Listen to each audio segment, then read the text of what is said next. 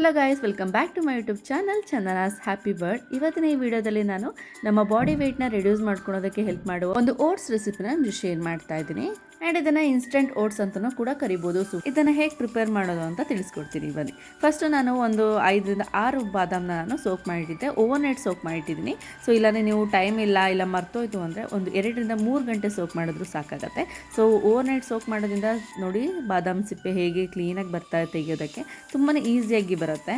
ಬಾದಾಮಿನ ಹಾಗೆಯೇ ತಿನ್ನೋದಕ್ಕಿಂತ ನಾವು ಸೋಕ್ ಮಾಡಿ ತಿಂದರೆ ಹಲವಾರು ಹೆಲ್ತ್ ಬೆನಿಫಿಟ್ ಇದೆ. ಸೊ ಡೈಜೆಷನ್ಗೆ ಹೆಲ್ಪ್ ಮಾಡುತ್ತೆ, ಹಾಗೆಯೇ ನಮ್ಮ ಹಾರ್ಟ್ ಹೆಲ್ತಿಗೂ ಕೂಡ ತುಂಬಾ ಒಳ್ಳೆಯದು. ಆ್ಯಂಡ್ ಇನ್ನೊಂದೇನೆಂದರೆ ನಮ್ಮ ಆ್ಯಂಟಿ ನ್ಯೂಟ್ರಿಯೆಂಟ್ನ ಕೂಡ ರಿಡ್ಯೂಸ್ ಮಾಡೋದಕ್ಕೆ ಇದು ಹೆಲ್ಪ್ ಮಾಡುತ್ತೆ ಅಂತ ಹೇಳ್ಬೋದು.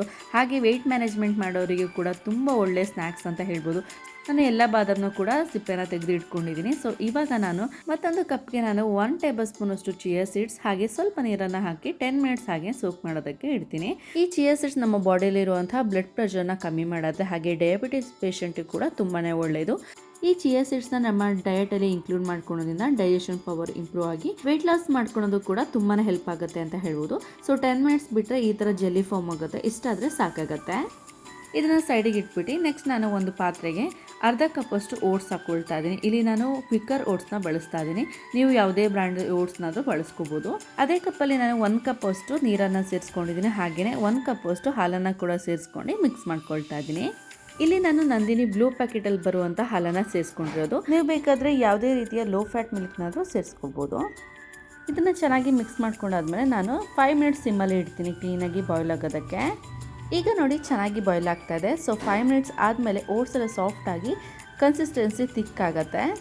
ಈ ಓಟ್ಸ್ ರೆಸಿಪಿ ತುಂಬಾ ಕ್ವಿಕ್ಕಾಗಿ ಇನ್ಸ್ಟೆಂಟಾಗಿ ಮಾಡ್ಕೊಳ್ಳೋವಂಥದ್ದು, ಹಾಗೆಯೇ ಡೈಜೆಷನ್ ಪವರ್ನ ಇಂಪ್ರೂವ್ ಮಾಡಿ ಕಾನ್ಸ್ಟಿಪೇಷನ್ನ ರೆಡ್ಯೂಸ್ ಮಾಡೋದಕ್ಕೆ ಓಟ್ಸ್ ರೆಸಿಪಿ ತುಂಬಾ ಹೆಲ್ಪ್ ಮಾಡುತ್ತೆ ಅಂತ ಹೇಳ್ಬೋದು. ಓಟ್ಸ್ ಬಾಯ್ಲ್ ಆದಮೇಲೆ ಒಂದು ಸ್ವಲ್ಪ ಹೊತ್ತು ಹಾಗೆ ಇಟ್ಟಿದೆ, ನೋಡಿ ಎಷ್ಟು ಚೆನ್ನಾಗಿ ಥಿಕ್ ಕನ್ಸಿಸ್ಟೆನ್ಸಿ ಆಗಿದೆ. ಸೊ ಇಷ್ಟ ಆದರೆ ಸಾಕಾಗುತ್ತೆ. ಇನ್ನೂ ಗಟ್ಟಿಯಾಗಿದ್ದರೆ ನೀವು ಬೇಕಾದರೆ ಹಾಲನ್ನು ಕೂಡ ಸೇರಿಸ್ಕೊಂಡು ಅಡ್ಜಸ್ಟ್ ಮಾಡ್ಕೋಬೋದು. ಸೊ ತುಂಬ ಗಟ್ಟಿಯಾದರೆ ತಿನ್ನೋದಕ್ಕಾಗಲ್ಲ, ಸೊ ಹಾಗಾಗಿ ಸ್ವಲ್ಪ ತೆಳುವಾಗಿ ಇದ್ರೇ ಓಟ್ಸ್ ಚೆನ್ನಾಗಿರುತ್ತೆ.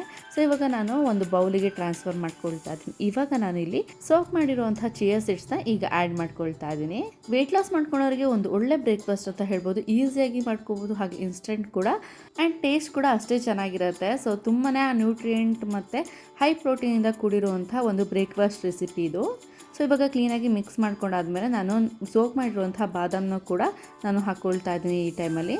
ಈ ಓಟ್ಸ್ ರೆಸಿಪಿಗೆ ಇದೇ ಡ್ರೈ ಫ್ರೂಟ್ಸ್ನ ಹಾಕ್ಕೋಬೇಕು ಅಂತಿಲ್ಲ. ಸೊ ನಿಮಗೆ ಯಾವ್ದು ಇಷ್ಟ ಆಗುತ್ತೆ, ನಿಮಗೆ ಯಾವ್ದು ಅವೈಲೇಬಲ್ ಇರುತ್ತೆ ಆ ಡ್ರೈ ಫ್ರೂಟ್ಸ್ನ ಹಾಕ್ಕೊಳ್ಬೋದು. ಆದರೆ ನಾನಿಲ್ಲಿ ತೋರಿಸಿರುವಂಥ ಎಲ್ಲ ಡ್ರೈ ಫ್ರೂಟ್ಸು ಕೂಡ ನಮ್ಮ ವೆಯ್ಟ್ ಮ್ಯಾನೇಜ್ಮೆಂಟ್ ಮಾಡೋದಕ್ಕೆ ತುಂಬಾ ಹೆಲ್ಪ್ ಮಾಡುತ್ತೆ.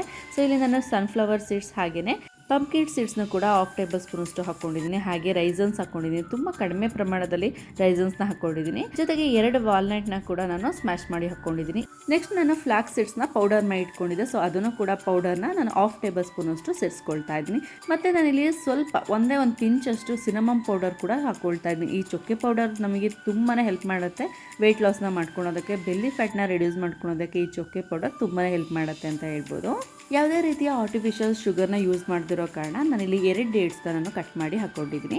ಈಗ ಎಲ್ಲ ಡ್ರೈ ಫ್ರೂಟ್ನ ಕೂಡ ಸೇರಿಸ್ಕೊಂಡಿದ್ದೀನಿ. ಸೊ ಇವಾಗ ನಾನು ಕ್ಲೀನಾಗಿ ಒಂದ್ಸತಿ ಮಿಕ್ಸ್ ಮಾಡ್ಕೊಳ್ತಾ ಇದ್ದೀನಿ. ನಿಮಗೆ ಓಟ್ಸಿಗೆ ಫ್ರೂಟ್ ಮಿಕ್ಸ್ ಮಾಡ್ಕೊಳೋದು ಇಷ್ಟ ಇಲ್ಲ ಅಂದರೆ ನೀವು ಹೀಗೇ ಕನ್ಸ್ಯೂಮ್ ಮಾಡ್ಬೋದು, ಅಥವಾ ನಿಮಗೆ ಫ್ರೂಟ್ಸ್ ಇಷ್ಟ ಇದ್ದರೆ ನಿಮಗೆ ಇಷ್ಟ ಆಗಿರುವಂಥ ಫ್ರೂಟ್ಸ್ನ ಆ್ಯಡ್ ಮಾಡ್ಕೊಂಡು ಕೂಡ ತಿನ್ಬೋದು.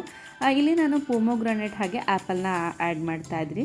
ಇಲ್ಲಾಂದರೆ ನೀವು ಬನಾನಾ ಕೂಡ ಆ್ಯಡ್ ಮಾಡ್ಬೋದು. ಸೊ ಸ್ವೀಟ್ನೆಸ್ ಇನ್ನೂ ಬೇಕಂದರೆ ನೀವು ಬನಾನಾ ಆ್ಯಡ್ ಮಾಡಿದ್ರೆ ಸೊ ಸ್ವೀಟ್ನೆಸ್ ಇನ್ನೂ ಕೂಡ ಚೆನ್ನಾಗಿರುತ್ತೆ. ಸೊ ನಾನಿಲ್ಲಿ ರೈಸನ್ಸ್ ಮತ್ತು ಡೇಟ್ಸ್ನ ಆ್ಯಡ್ ಮಾಡಿರೋದ್ರಿಂದ ಬನಾನಾ ಆ್ಯಡ್ ಮಾಡ್ತಾ ಇಲ್ಲ.